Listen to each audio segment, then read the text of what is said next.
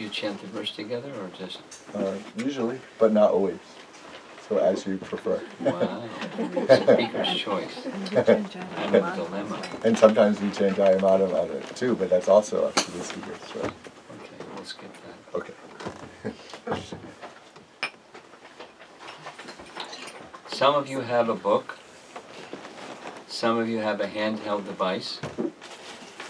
And some of you have good memories. And some of you don't have any of those.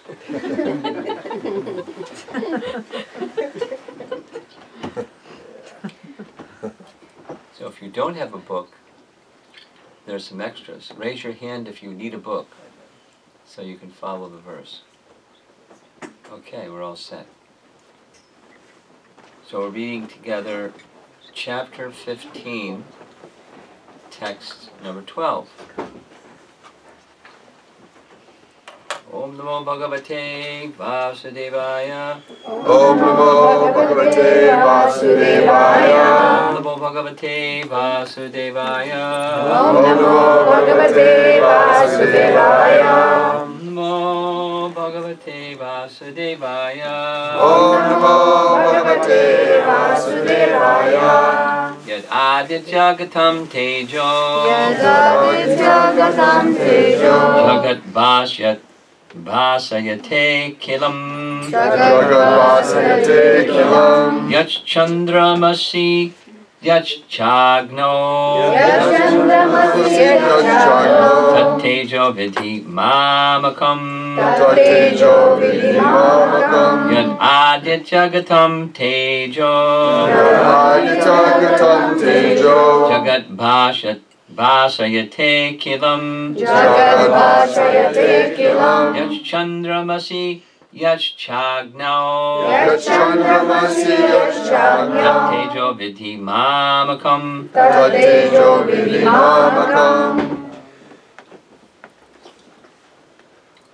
I think they're waiting for you to chant. Yad Adityagatam Tejo. Adityagatam Tejo. Jagat Bhasayate Kilam. Jagat Bhasayate Kilam. Yat Chandramasi Yachagno. Yachandramasi Yachagno. Tat Tejo Vidhi Mamakam. Tattejo Vidhi Mamakam.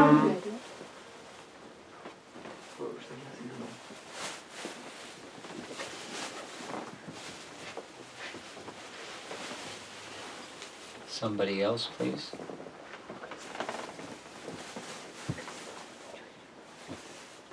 Yadadityagatam tejo. Yadadityagatam tejo. Jagat bhashayate kilam. Jagat Bhasayate Kilam. Yachandramasi yachagno. Yachandramasi Yachagno. Tattejo vidhi mamakam. Tattejo Vidhi Mamakam. Yat Adityagatam Tejo. Yadadityagatam tejo. Jagat Bhasate Akhilam. Jagat Bhasayate Kilam. Yat Chandramsi Yachagno. Yachandramasi Yachagno. Tattejo Vidhi Mamakam. Tattejo Vidhi Mamakam. One more. Yadadityagatam Tejo. Yadadityagatam tejo. Jagat Bhasayate Kilam. Jagat Bhasayate Kilam. Yachandramasi Yachagno. Yachandramasi Yachagno. Tattejo Vidhi Mamakam. Tattejo Vidhi Mamakam. Yat, Yad. that which. That which. Adityagatam, Adityagatam. in the sunshine. In the sunshine. Tejaha, Tejaha. splendor. Splendor. Jagat, Jagat. the whole world. The whole world. Bhasayate, Bhasayate. illuminates. Illuminates. Akhilam, Akhilam. entirely. Entirely. Yat, Yad. that which. That which. Chandramasi, Chandramasi. in the moon. In the moon. Yat, Yat. that which, That which. Cha, also, Also. Agnau, in fire, In fire. Tat, Tat. that, That. Tejaha, Tejaha. splendor, Splendor. Vidhi, Vidhi. understand, Understand. Mamakam, Mamakam. from me. From me. Translation: the splendor of the sun which dissipates the darkness of this whole world comes from me. And the splendor of the moon and the splendor of the fire are also from me. Purport: the unintelligent cannot understand how things are taking place. But one can begin to be established in knowledge by understanding what the Lord explains here. Everyone sees the sun, moon, fire, and electricity. One should simply try to understand that the splendor of the sun, the splendor of the moon, the splendor of electricity, or fire are coming from the Supreme Personality of Godhead. In such a conception of life, the beginning of Krishna consciousness, lies a great deal of advancement for the conditioned soul in this material world. The living entities are essentially the parts and parcels of the Supreme Lord. And he is giving herewith the hint how they can come back to Godhead, back to home. Paragraph. Fasten your seatbelts. We're going to hear something that's against modern science. From this verse we can understand that the sun is illuminating the whole universe. There are different universes, and there are different suns, moons, and planets also. But in each universe, there's only one sun. What? As stated in Bhagavad Gita 10:21, the moon is one of the stars. Nakshatranam aham shasi. Sunlight is due to the spiritual effulgence in the spiritual sky of the Supreme Lord. With the rise of the sun, the activities of human beings are set up. They set fire to prepare their foodstuffs, that's human beings. They set fire to start the factories, etc. So many things are done with the help of fire.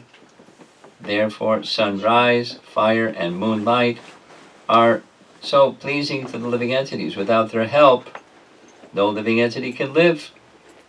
So if one can understand that the light and the splendor of the sun, moon, and fire are emanating from the Supreme Personality Godhead Krishna, then one's Krishna consciousness will begin. By the moonshine, all the vegetables are nourished. The moonshine is so pleasing that people can easily understand that they are living by the mercy of the Supreme Personality of Godhead, Krishna.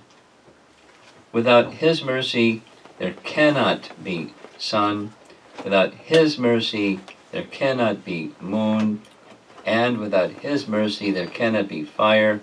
And without the help of the sun, moon, and fire, no one can live. These are some thoughts to provoke Krishna consciousness in the conditioned soul.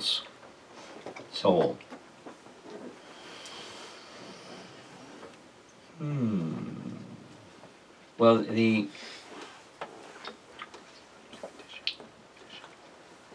overall principle is quite simple. And the overall principle that's quite simple is a Vedic statement, Vedic conception, that there's something that's the source of everything. Or everything has its source of emanation. Either say it forwards or backwards. Same as what Krishna says. Aham sarvasya prabhavo matak sarvam pravartate iti matva bhajante mam bodhabhava samandita. That's a nice verse for you all to learn when you get to learning 10th chapter Bhagavad Gita. Krishna says, saying forwards and backwards, I'm the source of everything, everything emanates from me. I'm the source of everything, everything emanates from me. So whatever, the Vedic conception or Vedanta conception of the absolute truth is that from which everything emanates, and the Vedas are searching for whatever that is. And whatever that is, that's the absolute truth, that's God. And in the 10th chapter, 5 chapters ago, from this chapter 15, Krishna said he's the source. And after stating that, Arjuna goes, wow, you're God. You're not just my friend. You're God. And I've acted in my relationship with you in ways that are like a friend, and I hope I haven't offended you. Please help me understand ways by which I can always remember you. That's a nice question, particularly because the purpose of all do's and don'ts within the course of the Vedic teachings is always remember Krishna, never forget Krishna. Very simple principle. Always remember Krishna, never forget Krishna. Of course, it helps to know who's Krishna. Then it makes it much easier to remember him. So, in the latter part of the 10th chapter, I'm mentioning that because it's very similar to what's happening in this verse, there are vibhutis, or opulences, spiritual opulence manifest in this world, which is seemingly a contradiction, but not really. We'll touch on it. Opulences that are of Krishna manifest in this world. So he's the superlative of whatever exists in this. Think of anything, and the superlative of that anything, that's Krishna. Now, in a broader sense, everything that comes from Krishna, so everything is Krishna. In a sense of oneness of all things with their source of emanation. But amongst all things, Krishna is the best of all things. And so that which is the best of all things, the superlative of all categories of things, that's Krishna. About mountains, I have the Himalayas, I have fishes, I am the shark, and of everything, I'm the superlative. Intelligence of the intelligent, etc. He's the best. He's the superlative of all groups. So reference is made in this purport to a verse that's in chapter 10. Similar to what this verse in chapter 15 is saying. The verse in chapter 10, text 21, the moon is one of the stars. Nakshatranam aham shasi. That's the moon is the chief amongst the stars. And read carefully in that purport. I'll just share something with you. Hope you don't mind.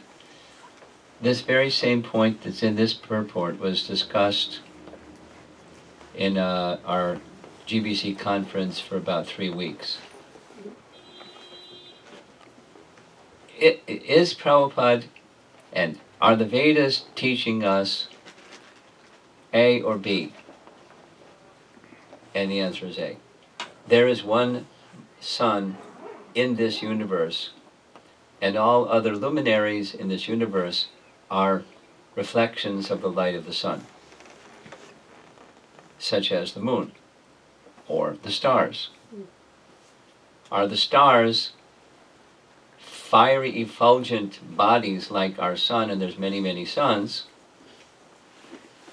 Or is there one sun per universe? And there's many, maybe we're not seeing, maybe what we're seeing is, multiple universes. And there's multiple suns because there's multiple universes. We could just happen to see through the layers of the universe. There's, permutations and combinations of what might be what we see. And when you don't live in New York City. If you live out in the country, look at the sky at night, you can see luminaries, stars, and so modern cosmology doesn't agree with what Prabhupada is saying, or Prabhupada doesn't agree with what modern cosmology says. So I just mentioning this, we had a 3-week interactive discussion on this topic, and things that it says elsewhere, and things that it says in Prabhupada's purports elsewhere, and verses in the Bhagavatam.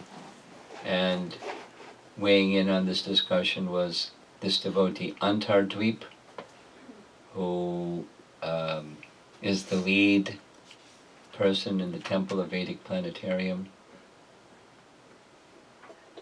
So he lives, breathes, eats, sleeps, passes, the cosmology, Vedic cosmology.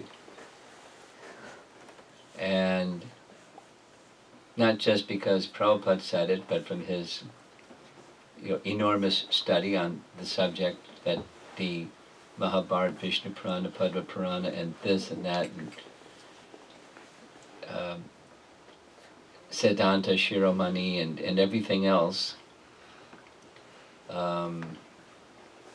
His conclusion in this little exchange, 3-week exchange, was there's one sun in every universe, and we look up into the sky with your telescopes or with whatever you use to look, and there's light that's reflecting the light of the sun. Now, this is, you can get upset with me at the end of this, that's quite okay. Maybe you're already upset hearing what I'm saying. The Vedas state that even the light of the sun is reflection of the light of the Brahmajyoti. Should I say it again? The Brahmajyoti is the vastness of the spiritual sky that is spiritual light emanating from the Vaikuntha planets and the Vaikuntha bodies, and the whole Vaikuntha realm is illuminated by Brahma Jyoti. Jyoti means light. Brahma Jyoti is spiritual light. And the sun is a reflection of that Brahma Jyoti. And then the light of the sun, this is something that I learned from Bhakti Siddhanta. Have you heard of the Surya Kanta gem? Anyone heard of that one before? It's a gem that draws light from the sun. It doesn't like sparkle in the sunshine, but it draws light from the sun, and there's like fire inside the gem. It's self-luminous, drawing light from the sun. So if you had one of those, you put it in your hand, it would light up the room because it's luminous. Put it in a box, it'll light up the box. It's luminous. But it draws the light from the sun. And the sun, which is, our understanding is it's a fiery planet, And the fire of the sun is drawing its luminousness from the Brahma Jyoti, from the spiritual light.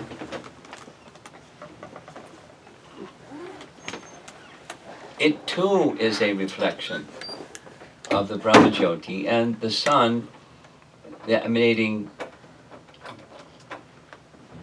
fiery light,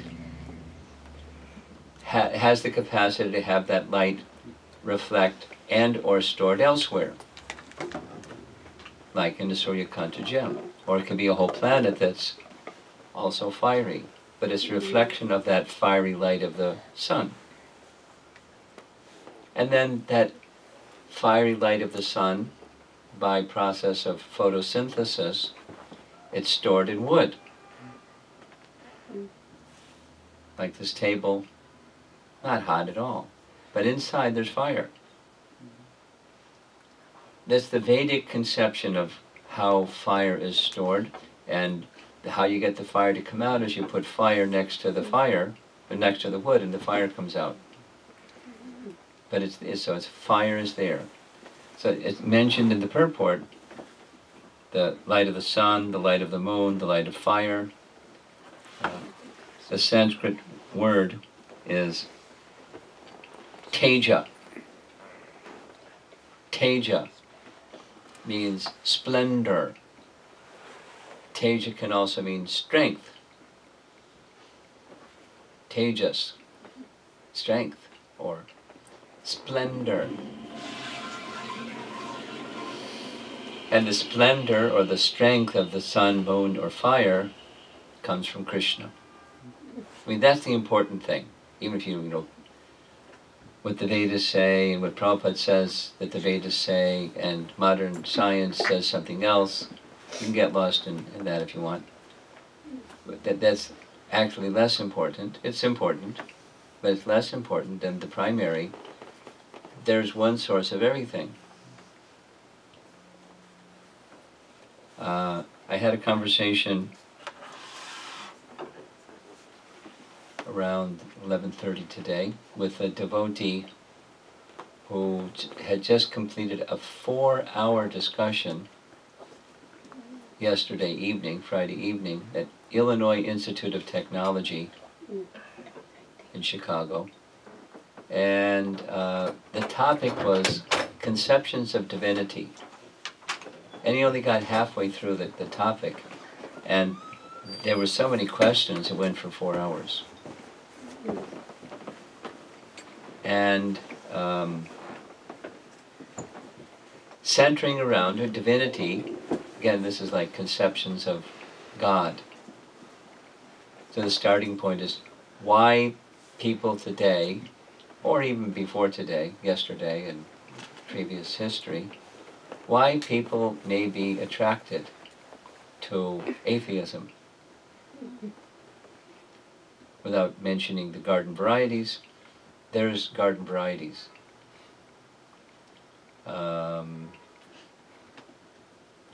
One of the students in the class, he said, was a karma mimamsa person. Not necessarily, it turns out after 45 minutes of discussion, not necessarily because he believes it, but he was frustrated with the mistaken application of Vedic principle by people that really didn't know what they were doing and were deceiving others, and he was so frustrated he accepted another principle. This karma mimamsa principle means the topmost thing, that which rules everybody and everything, is karma. And he gave, as an example, Krishna died. Got shot in the heel with an arrow by a hunter, and he died and left a material body. And Ramchandra, he entered into the Sarayu River, and he met his destiny. Karma rules.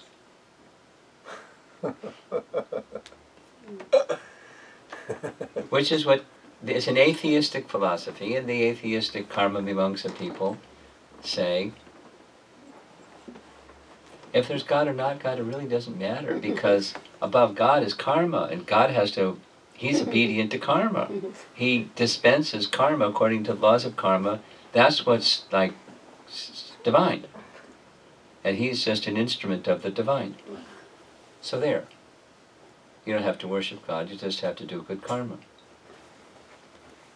That's karma mimamsa. It's an atheistic philosophy. So, what does that have to do with this verse this evening? The verse this evening, Prabhupada is emphasizing, it's a beginning to restore our forgotten and dormant Krishna consciousness, to recognize there is a source of everything, and it's not karma. The source of everything is, as Krishna says in chapter 10, or there's other places in Bhagavad Gita where Krishna says, Mattak parataram nanyat kinchit asti dhananjaya. There's no truth superior to me. Now, truth has different meanings of the word truth. It can be as opposed to a lie, there's a truth. That's one meaning. You know, it's true, we're at 26 Second Avenue. We're in the storefront at 26 Second Avenue, it's on 2nd Avenue. Or, you know, of course those are relative truths. Once upon a time there was no 2nd Avenue, and once upon a time there wasn't a storefront, and, you know, things are temporal. So there's an absolute truth upon which all of the truths rest, and so truth, in the sense of Bhagavad Gita, is that upon which everything else rests. So Krishna is saying, there isn't a truth upon which he rests. Every other truth rests upon him. He's the absolute truth. There's no truth superior to me.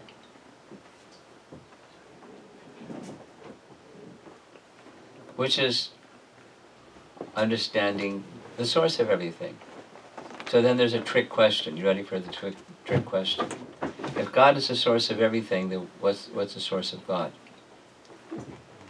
Excuse me, but by definition, whatever it is that's the source of everything, that's God. And now you're asking what's the source of whatever is the source of everything.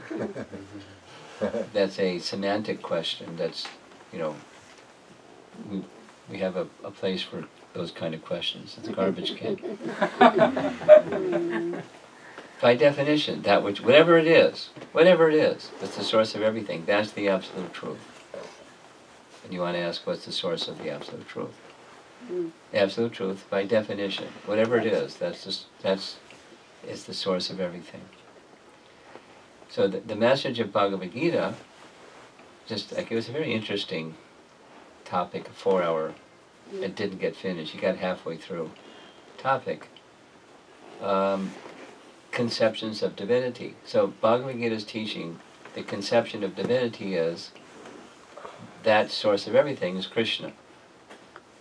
So now there's 3 things amplified in the purport that says our life is dependent upon the light of the sun, the light of the moon, and the light of fire, and Krishna is the source.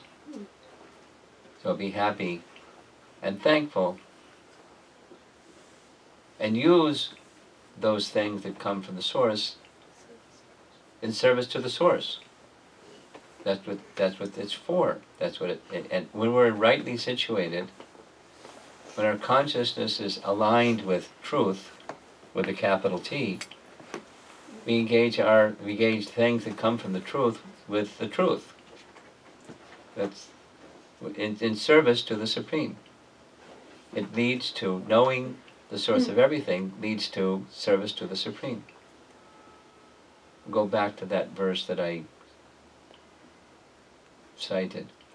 Aham sarvasya prabhava matak sarvam pravartate. That's the first half. Krishna is saying, I am the source, aham, first person singular. I am the source of everything. Then backwards, everything comes from me. Iti madva, when you know that, iti, thus knowing, bhajante mam. You engage in devotional service to the source of everything, whatever exists. It belongs to the Supreme, it's meant for the service of the Supreme. We engage ourselves accordingly, we can be happy. And all our necessities are there, and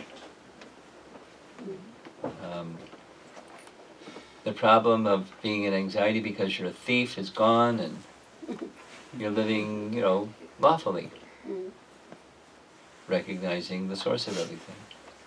No, that's nice, being without anxiety and without fear and peaceful and happy. And then comes, our conditioned life where it doesn't happen so quickly because we have these other kinds of tendencies. You can say it starts with the conceptions of life that we have, and therefore this chapter 15, the yoga of the Supreme Person, is helping us to zoom in on the source of everything, Krishna, from looking at things that our life depends upon and makes us happy. Necessities. There's other necessities. You have to have air, and but Krishna is the source of all those things. But just for this purpose. And supposing you're a scientist that wants to know how can you say this? What's the technology of how Krishna is within everything? Just like you have this idea that there's fire inside wood. Harumph, fire inside wood. There's combustible material and you combust it, and that's how it combusts. There's not fire inside this wood. The Vedic model doesn't disallow that there's other models that explain things.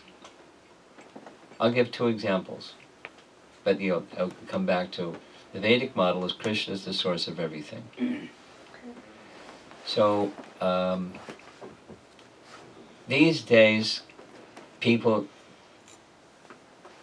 function getting from point A to point B by their GPS. And there was a time when there was no GPS and people could still get from one place to another place.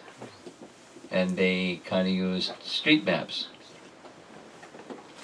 Or then in between GPS and street maps was you go to some website and it tells you, yahoo.com, and it tells you how to get from point A to point B and go 300 yards and turn right on such and such street and then follow that for 2 miles and turn left on such and such highway, and that's another way to get from point A to point B. There's multiple. You get a globe out, and you map yourself out three-dimensional, how to get from point A to point B, etc. The real goal is to get from point A to point B. There can be different models of how to get from point A to point B. And it's not that one is right and the other is wrong. The goal is to get from point A to point B.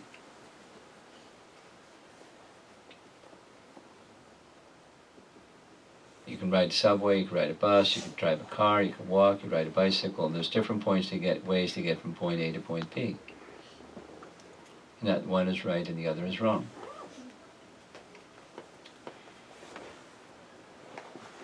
Here's one that's a little more abstract, and I'll come back to the verse. Cosmology, Vedic, I hope you don't mind, Vedic cosmology is geocentric, which means the earth is at the center, which means specifically everything is viewed from the point of observation. And in that geocentric model, there's a description that the earth is moving in relation to the sun is moving in relation to the earth, and they're both correct. And in the 5th canto of the Bhagavatam, the person who's hearing Shukadeva Goswami describe this is Maharaj Pariksit. He says, wait a minute. Over here you said this, and over there you said that, and it sounds like a contradiction. You said the sun is moving around the earth, and you said the earth is moving around the sun. So, it's a contradiction. Could you explain? And you want to hear how Shukadeva Goswami answers? It's really cool. It sounds like mumbo jumbo, but it's not. He says, consider a potter's wheel. And you put a glob of clay on the potter's wheel. No, you have an ant on the potter's wheel. And the potter's wheel, let's say, is moving clockwise really fast, spinning. Zoom, zoom, zoom. So the ant, in relation to the potter's wheel, is moving in a clockwise direction really fast. But supposing the ant was walking really slowly, counterclockwise, you could say he's walking counterclockwise. While he's also moving very quickly clockwise, because the potter's wheel is spinning. And both statements are correct. That's how he answers it. Sounds like, wait a minute, you didn't answer my question. But he did answer his question, because from the earth-centered perspective, the sun rises and sets every 24 hours. And the sun rising and setting moves in a clockwise direction. If you're looking at the Earth planet from the North Pole and looking down on the surface of the Earth, or a two-dimensional picture of the surface of the Earth, as the Earth spins, the movement of the sun in relation to the Earth is clockwise, and it moves within 24 hours. And, in addition, from the perspective of the sun and the earth, the sun is moving on the ecliptic plane every 365 days, or 360, or whatever the math is. Just like for those in the northern hemisphere, in New York, we're in the northern hemisphere. In India, they're in the northern hemisphere. There's the day when the day is longest and the night is shortest. For us, in the solar calendar, it's something like June 21. And then from that date, the sun starts moving down to the point where it's equinox. The day and the nights are equal length. It goes down and down and down until the southernmost point, and nights in the northern hemisphere, the nights are the nights are longest and the days are shortest. And then the sun starts moving in the northerly direction. And then there's another equinox. So it's winter solstice and summer solstice, and equinox. That's the ant moving slowly in a counterclockwise direction around the potter's wheel that's spinning very fast in a clockwise direction. Simultaneously, two motions. It's relative motion. Now you can describe that relative motion however you like. I mean, as long as it works. You can describe from the perspective of the sun, which Copernicus preferred, or you can describe according to the perspective of the earth, which the Vedic cosmology does. And I learned this when I started visiting China. Ancient Chinese cosmology is similarly geocentric. In fact, the ancient cosmologies were all geocentric, and then came along Copernicus and said, no, you guys got it backwards. The sun is at the center, and all the planets moving around the sun. It's relative motion. And as long as you have the right mathematical formulas and you plug the numbers in according to the position of the stars that can then tells you all kinds of things about cosmology. Then you can calculate where all the other planets are. Just have to have the right model and the right equations. Plug the numbers in. So what does that have to do with this verse?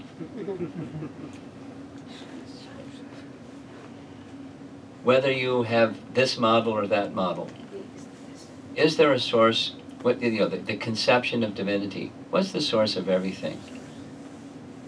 And we are included. We're part of that source of. It's coming up in a couple more verses. Prabhupada represents it in this purport that hasn't even come up yet.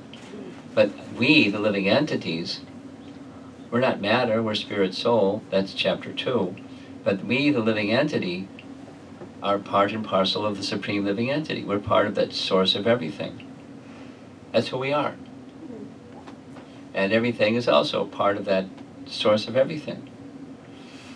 And things that sustain our lives, that make us happy. And it's the beginning to see of Krishna consciousness, awakening or restoring of Krishna consciousness, to see that Krishna is within everything.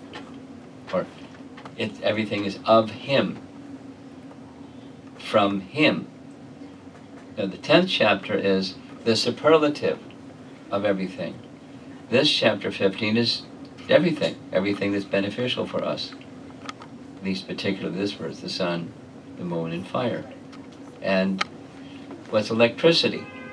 It's fire.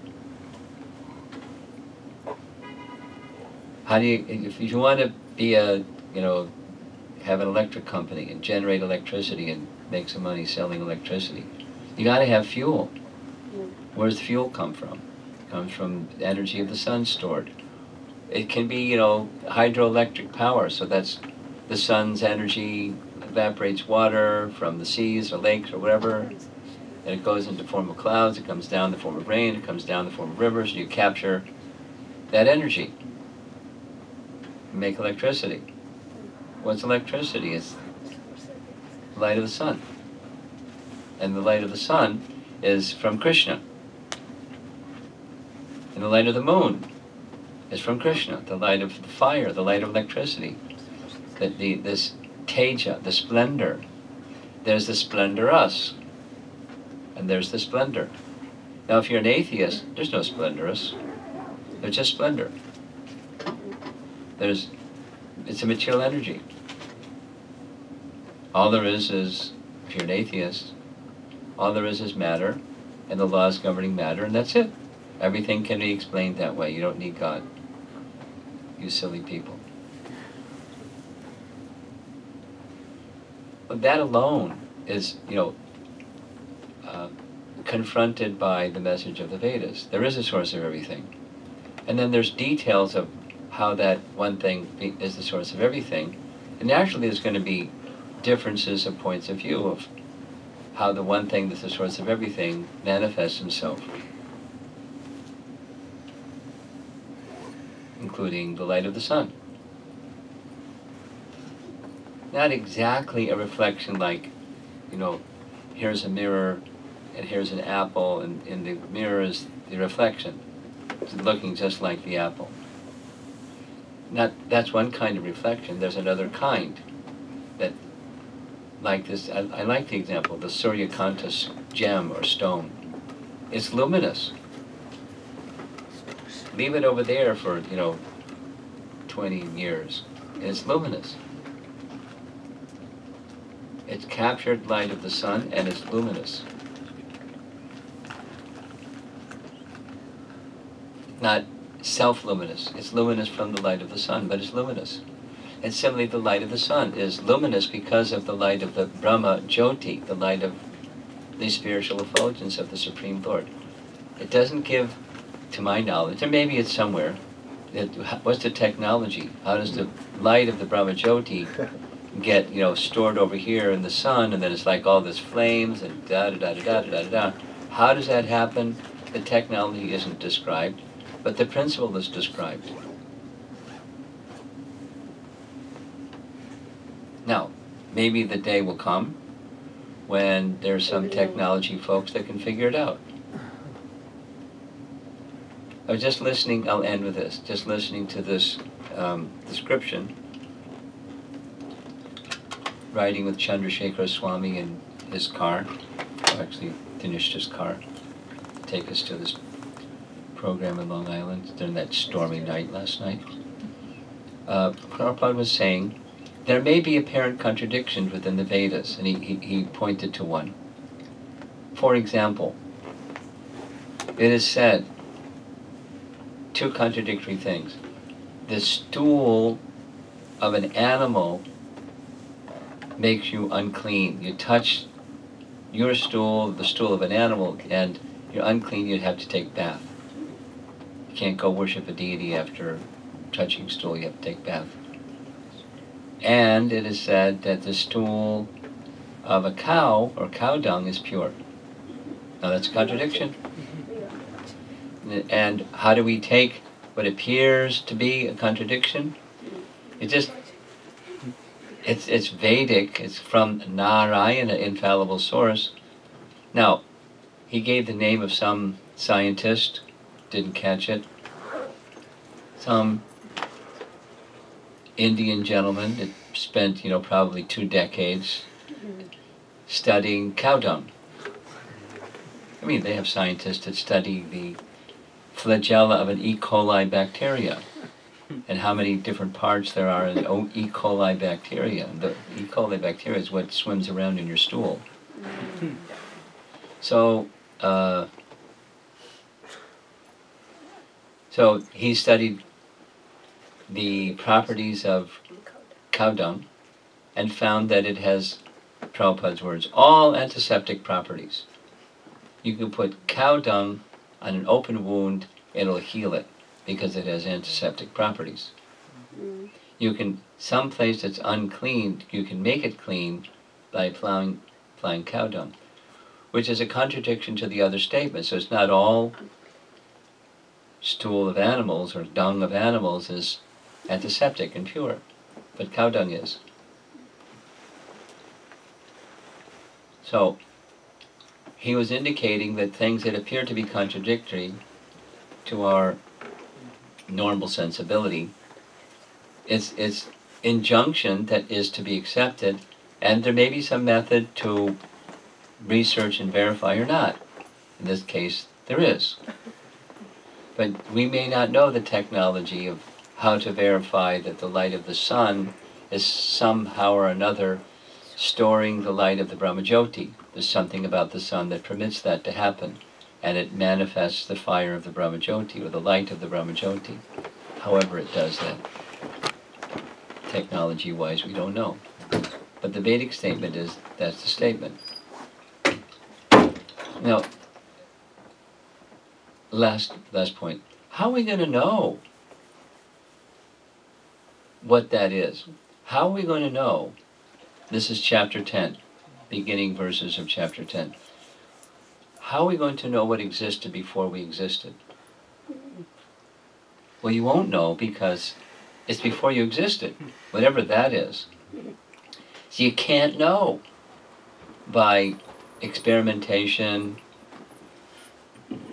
You can use your capacity for logic and reason, but that's fallible. We all know that. It starts with sense perception, and even once you've taken distorted sense perception, you have to juggle it in such a way that it comes out with this answer, and then someone says, no, it's got to have that answer, and it's inconclusive. You're never going to know. Then Krishna says, but there's one way to know. Great sages, demigods, most elevated personalities try and try and try. They don't know, they can't know. But there's one way to know. And the one way to know is that which existed before you existed, it discloses. This is what existed before you existed. And that's how you can know. And that's what the Vedas are. It's revealing God, or revealing the source of everything, which is God. And Krishna is declaring, I'm that source of everything. And here he's giving some other indications of how he's the source of the splendor, the tejas of sun, moon, fire, electricity. And recognizing he's the source, and because he's a source, it's meant for him, and he's present, at least in terms of his energy, is present in our life, which we're taking benefit from. It awakens our Krishna consciousness.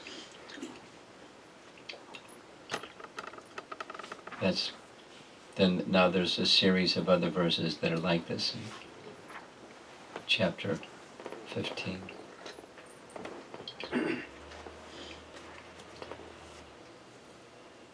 Okay.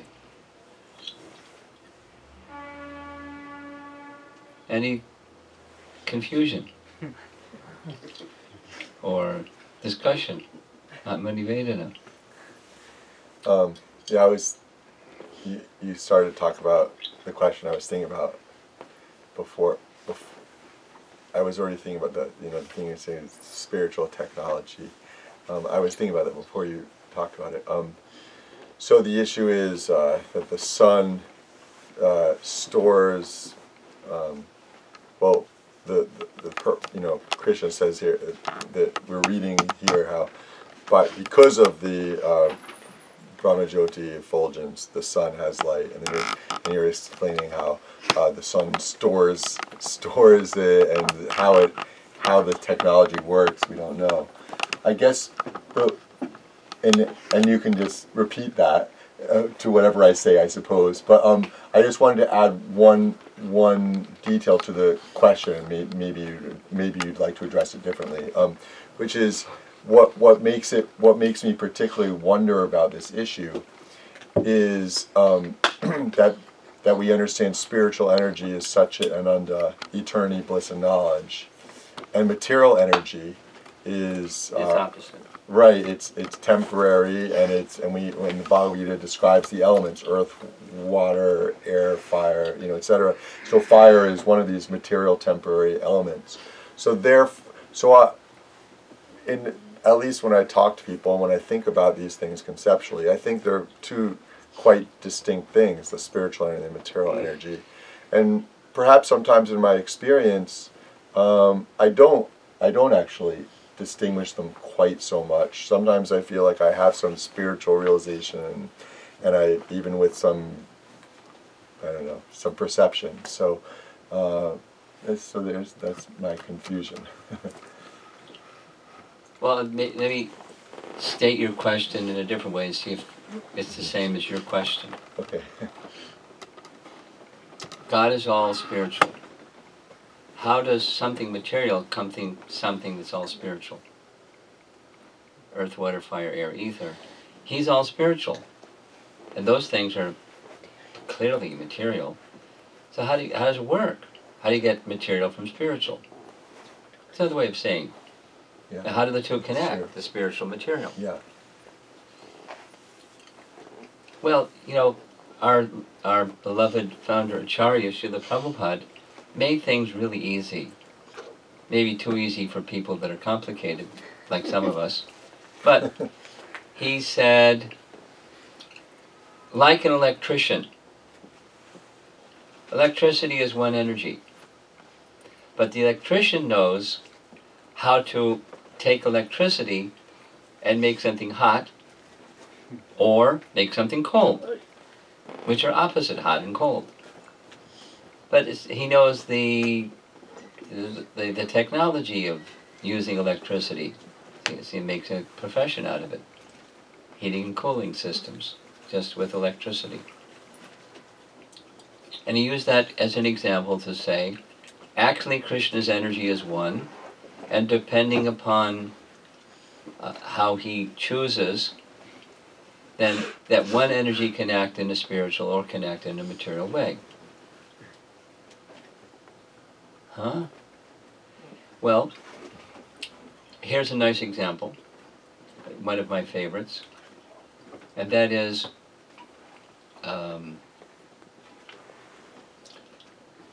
we hear it every year at the time of Krishna Janmashtami, when the first 6 children of Devaki were killed. Child number 7 of Devaki, because it was the 8th child of Devaki that was prophesied would kill Kamsa. So when the seventh child of Devaki, that was Balaram, was in the womb of Devaki, Krishna called Yogamaya, that's his spiritual potency, his internal potency, and gave her some service. And the first service was transfer this seventh child, Balaram, from the womb of Devaki to the womb of Rohini. Second service. After that, you appear in the womb of Mother Yashoda, and you will take birth as her child. Meanwhile, I'm going to appear as the eighth child of Devaki, and we'll be born on the same night, and I'm going to ask my father, Vasudeva, to transfer me from the prison house of Kamsa to the side of Mother Yashoda, and you, as the female baby, will be brought back to the prison house of Kamsa. And then the next service is, Kamsa's going to try to kill you. But don't worry, you're my Yogamaya potency, he can't kill you. And when he fails to kill you, then your next service is, you can distribute yourself throughout all the land, and you'll be known by various names of Durga, the external potency. And he's speaking to the internal potency. So according to his indication, she's doing this, and she's doing that. And she can do this or do that according to his indication. No problema. Doesn't give the technology, but that's his tejas, or his shakti, his splendor, his potency, and she does what he wants. Here's another example. Same principle. Another one I like. It's time for creation. And Mahavishnu, his picture is in that blue painting down below the lotus flower. He's reclining in the causal ocean, Mahavishnu, and during the time of cosmic annihilation, all living entities, and that's a lot of living entities, not just this universe full, but all universes worth of living entities are within his gigantic body. And he's contemplating, gee, I'd like to see these living entities experience the fullness of potential happiness that they have. It's a compassionate desire. And his internal potency, his spiritual potency, knows the mood of her master, Mahavishnu, so she assists him. And she transfers all those living entities to the glance of Mahavishnu, who is glancing at a reflection of her. The internal potency has a reflection, or Chaya Devi, or the external energy, the Pradhan, but it's in this special undifferentiated state, so it's got a special term or language that applies. And she, that the internal potency, takes his time energy, which is eternal, and an expansion under her direction, an expansion of that eternal time is carried with the glance, and then time as we know it, the past, present, or future kind, is carried. Because you need past, present, future in order to have activity in creation of any kind. But it's one potency. Eternal time becomes this past, present, or future time. What's the technology? What's the will of the Supreme Lord? He just wills it, and voila. No problema. It's just for the purpose of serving him, his potencies do as he wishes. They know how to do. They don't have to go to school. They're his eternal potencies. And they can act variously according to his indication. So they do.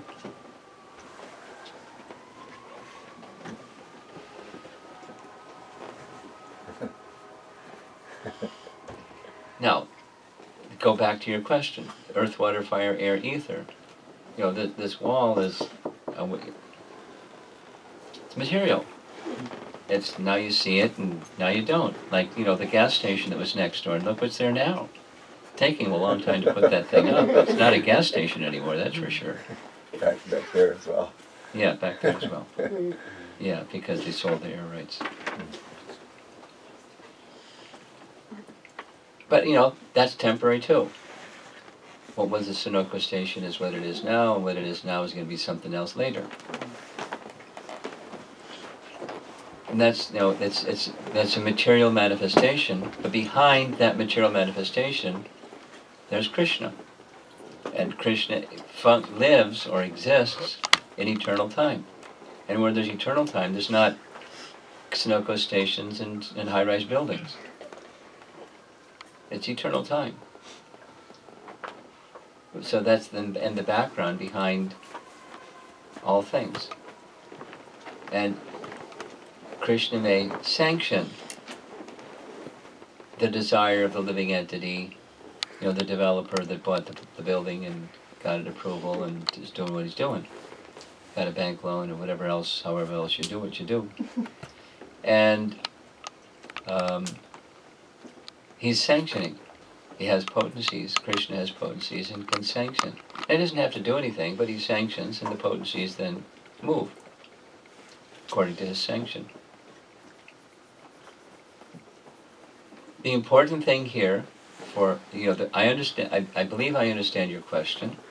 How do you get material from spiritual? How do the two things fit together? Because one's clearly this, the other is that. How they fit together. It's his energy that's variously manifest according to his icha, his desire. And his desire is according to the inclination of living entities. Ultimately, his desire is living entities let go of their independent desire and desire entirely in a loving relationship with him. But, you know, how do you start that off?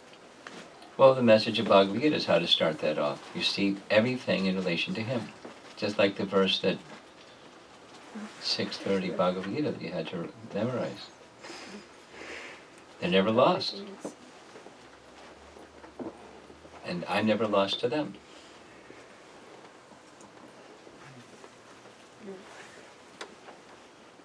Whether you understand the technology, how things move from this one to that one or not.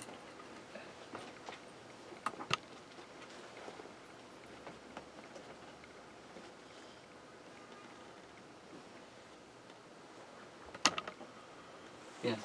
Hare Krishna, Guru Maharaj. Maharaj, in the chapter 1, I think Arjuna addresses the Lord Krishna as a maintainer of people. So does it mean that Arjuna knows already Krishna is a personality of a Godhead even before he see the universal form? Did you hear his question in the back? A little bit. In chapter 1 of Bhagavad Gita, Arjuna addresses Krishna as the maintainer of all living entities. Yes. Question. At that chapter 1 stage, did Arjuna understand Krishna as the personality of Godhead even before he spoke chapter 10 and chapter 11, the universal form, and disclosed all kinds of things about himself? Yes. That's your question? Yes.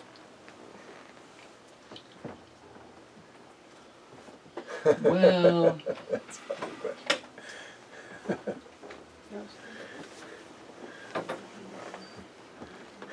certainly not fully. Certainly not fully.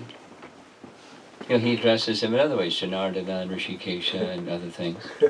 Those are names of the Supreme Controller. Now, did he have a full sense of Krishna as the Supreme Controller when he's in Maya?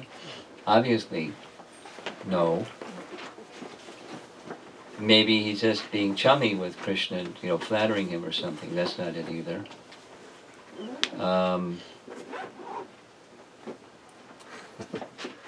Conventional.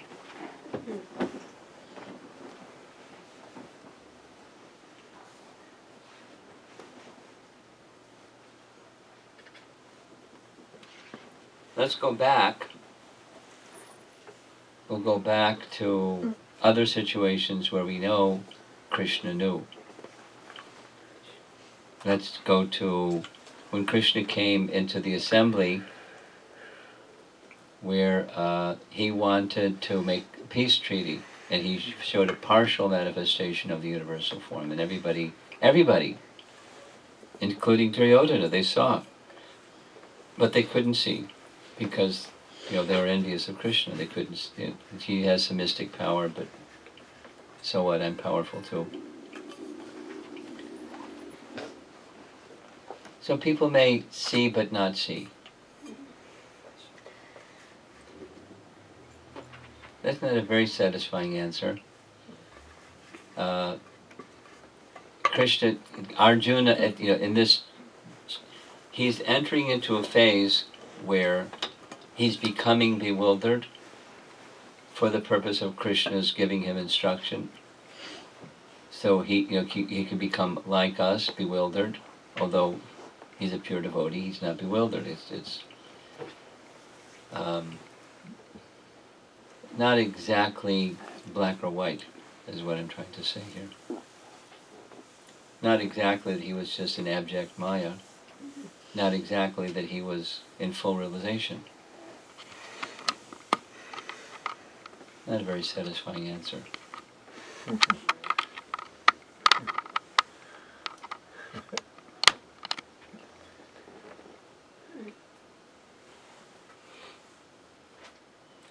He wasn't fully in Maya, wasn't fully Krishna conscious. Well, what was his consciousness? I never heard anybody ask that question before, so I didn't know how to answer that question. That's an honest answer. Yes. Hi, Krishna Maharaj. Yeah. When you were discussing the summer solace, Yeah. the summer solace and the equinox, it had me think of I'm doing some studies on ancient Egypt, Okay. on the ancients, and I can only understand it now because of my studies of the Bhagavad Gita. Because before it was too hard for me to understand because Things fit together. right, because before I studied the Bhagavad Gita, I saw it as a polytheistic kind of understanding, but now I understand that the ancient Egyptians understood that this world was full of duality, and they would calculate the sun moving from the east to the west, being the sun going into its death. Every night it would go into its death or whatever. My point being, from what I've studied, I see that the ancient Egyptians understood that God was one, but he had many potencies, and every part of everything on the earth was dependent of the sun. Like if the Osiris the Osiris star didn't rise up, then the summer solace wouldn't start, and then the mass water of the Nile would not come in, and the influx of water would create the fertility of the land from the desert, and they had a metaphysical understanding of life, with God being in the center. So I was wondering if these people were indeed Which people? monks. Egyptian people? Yeah, the ancients, if they were monks or brahmanas in a sense, if they had God front and center in their life. They had wisdom that people today don't have. Yeah, they say that there's something, a consciousness that they had that we can't tap into anymore. Well, that's an understatement. I mean, how they build the pyramids, and how they do what they did, and how they know what they knew, and their capacity was greater. It's Kali Yuga. Yeah. So they were before Kali Yuga. Oh, but whatever, I don't know whether before Kali Yuga, whatever they were, Yeah. they weren't dull like us. Yeah. Yeah. And capacity diminishes and diminishes, and doesn't get better, it gets worse. Yeah. So, whatever their status was, they had access to reality with a capital R greater than people today do. Than the greatest of intellectuals and puffy wuffies and scientists and everybody. They had greater capacity. Yeah, it's astounding when you really study it and you see like. Well, how there's much lots of cultures like that. Lots of cultures like Yeah. that. No, I meant like the study of the planets, and the personifying the planets into people is kind of what we do with Krishna. We personify him so No, that no, we we can don't. understand him. We No? don't personify him so that we can understand him. I'm sorry. Oh, okay, well, Don't I thought, don't equate Egyptians with Vedic picture. That you know, the anthropomorphic conception of God is a hits a siren. You hit the wrong button. Don't go there. Well, no, I meant like taking God She's done that before. and like understanding him as a form, as a person. But that's then we because he can is, not because understand we him. personified him. I see. We're not projecting. He's like us. Right. That's personifying. Right. To make it convenient or whatever, practical or cute or neat, aesthetic, we deify something, a force in nature. Lots of cultures do that, and it arises from dormant within every living entity. There's knowledge of our eternal relationship with the Supreme. That's where it arises from. If you don't really know the Supreme, then you personify something. The wind. I mean, not like, anyway. Yeah, I get A it. feather, I get it. something. Well, I meant that, and the understanding of Krishna as a person helps us understand Krishna more. So in the same sense, understanding the planets in relation to one another and in relation to the cycles of the earth and the people on the earth can help us understand. Yes, what you're saying astronomy more. is in this purport. Yeah, that's what I'm saying that my studies right now is like, And what I'm saying to you is be careful. yeah. Yeah. No complaints. Manoratena, you've heard that phrase? No. You know what a ratha is? Yeah. You know, ratha yatra, it's a cart or a chariot. There's the mana ratha, the chariot of the mind. Because Called speculation, manoratha. Yeah. could be. You won't understand truths about Krishna through that manoratha. And your appreciation, I'm not diminishing the symmetry between Egyptian culture and ancient Vedic culture and so forth. But be very careful that from your position of being a tiny little bit of light and you're looking for the sun. That's not how you find the sun. The sun is self-luminous and you find it that way. Be careful. Be careful. Tendency, there's two tendencies that are to be carefully avoided. Sense gratification and manoratha tendency, mental speculation. We're interested in knowledge that's coming down in descending fashion, and through the medium of service and devotion to Vaishnavas and Guru and Krishna, we can then have access to understand that descending knowledge. That's our method. Descending knowledge method. Through the medium of bhakti. That's our method. The other one, be very cautious. It's a strong tendency, like sense gratification is strong. Mental speculation is a strong tendency. And how this compares to that, compares to that, compares to that. And then feel some happiness, and then the next thing you know, you come in for a crash landing and your happiness went away, and I don't know what happened. I was like flying up there, and then all of a sudden, something happened. Yes? Guru Maharaj, how would we explain to a new devotee about the authority of the Vedas? Why the reason they should trust what the Vedas say? You heard the question in the back? No?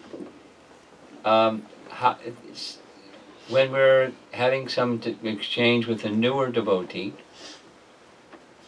or a new person, how do we help them understand why it's a good idea to accept the authority of the Vedas?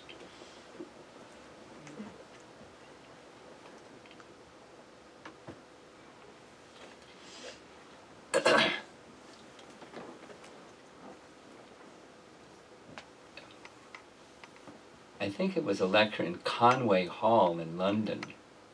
To a public audience, Prabhupada explained it. And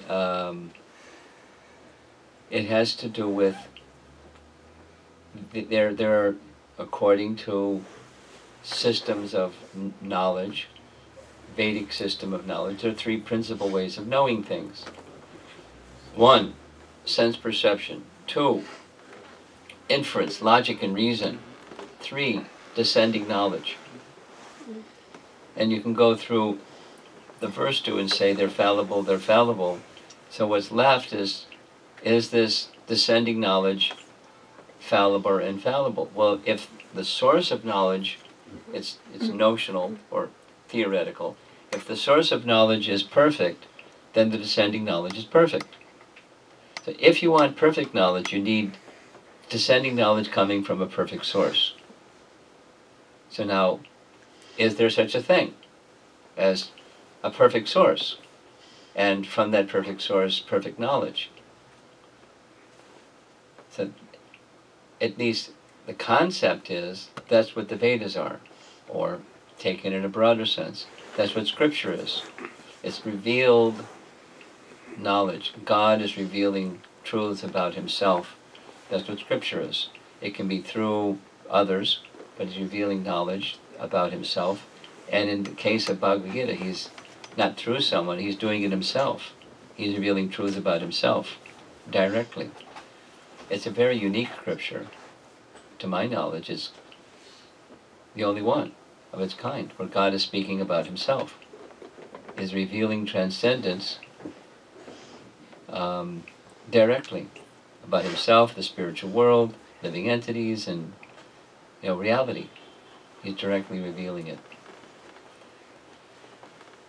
So, going back, if somebody wants not just, armchair knowledge, but infallible knowledge, the first two options, and there's variations on the theme, but sense perception and inference and logic and reason, they're fallible.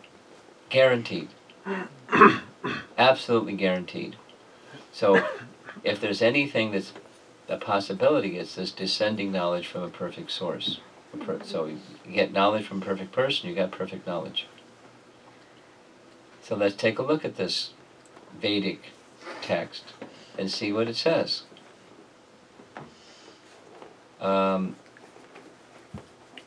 Depending upon the person, here's something that I share with people sometime. Last night, there was a program in New Jersey that got canceled because of the storm, but I was supposed to speak about the teachings of Kapila. That's what they're doing at that particular gathering in Dover, New Jersey. And I would have shared with them, so now I'm sharing this evening, there's a professor, a Nobel laureate,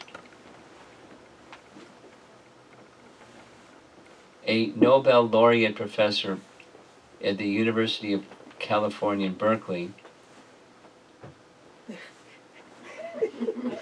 Sorry. I apologize.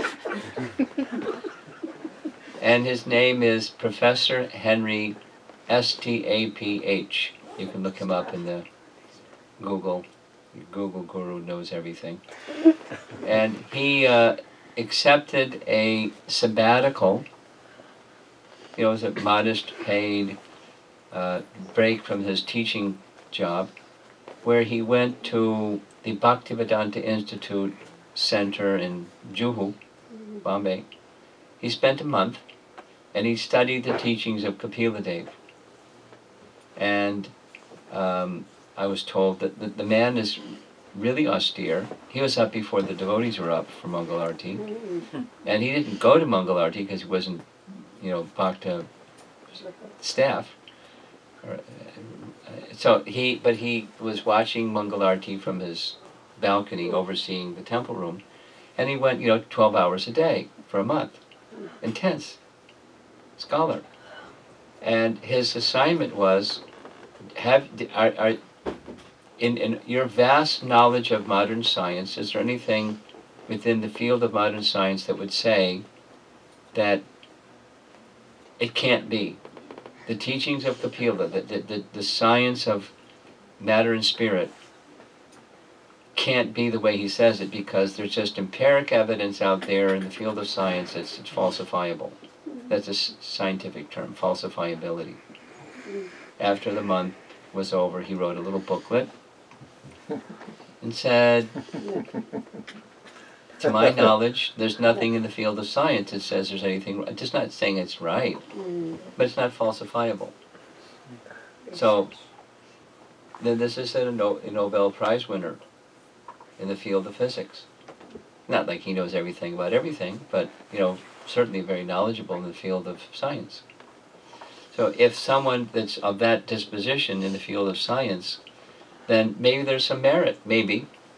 It's a merit to the model of knowledge is coming down in a descending fashion. And there's many, many, many other, this example, that you can give examples where statements are there in the Vedas and lo and behold, that's the way it is.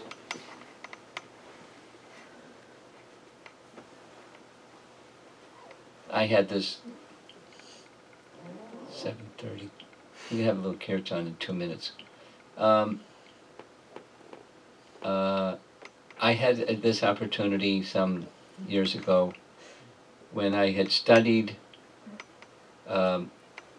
Sadhaputa's Mysteries of the Sacred Universe. Mysteries of the Sacred Universe. It's a nice sounding title and not easy to understand. And I made this presentation on the Mysteries of the Sacred Universe at IGSA, Indian Graduate Student Association at the University of Houston. It was in this little mini amphitheater, the kind where the seats go up, so you can see eye contact and you can, the whole thing. It was a great space.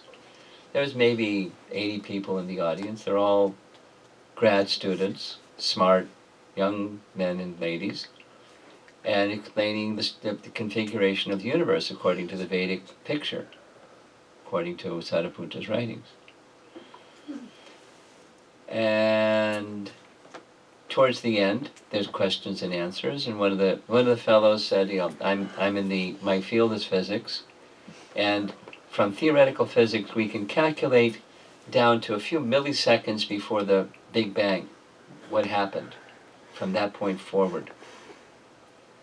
And then there was another fellow that raised his hand. They didn't ask, is there something in the Vedic model that resembles the Big Bang? They didn't ask, he just declaring what the research showed. Then another fellow said, and it says what happens as the universe expands and expands and expands. There's two models, it's theoretical physics. Two things may happen. That the force of gravity can no longer hold the universe together and it just dissipates into nothingness. That's an interesting model. Then the other model is it gets to the certain point where it can't expand anymore and it collapses back upon itself and becomes a singularity again. Voila. Theoretical physics. So I said, my dear friends, I've described to you in some detail how the empiric information that, numbers, empiric information of the structure of the universe by the use of technology, Hubble telescopes mounted on rocket ships that go off into space and take pictures and send pictures back, and with all that information they can take measurements of the size of planets and the duration of the orbits of planets and all kinds of cosmology information. And the numbers are getting closer and closer to the Vedic ones. But those people didn't have any technology. They received their knowledge in this descending fashion, and by refinement and refining, it's getting closer to, you know, what the picture really is. But not only that, let's take a look. One picture is everything starts from nothing, and it ends up in nothing. So where does it leave you in between? Nothing. And here's another model, where the numbers are almost identical the same, where everything starts with a person, everything ends with a person, and in between it's person. Which model? There's a science to both, and you're studying that one, and I'm studying this one. And the Vedic model is the source of everything, upon which everything returns to, is a person. Everything is connected in between to a person, like us. We're not just non-entities floating around in, you know, the universe, and then we either dissipate or implode back into nothingness. Sorry, Charlie, I don't like that model. And I don't like the lifestyle that goes with that model either. But so there's reason to accept the Vedic model. It's empirically accurate, and the effectiveness of it is far more attractive. Thank you.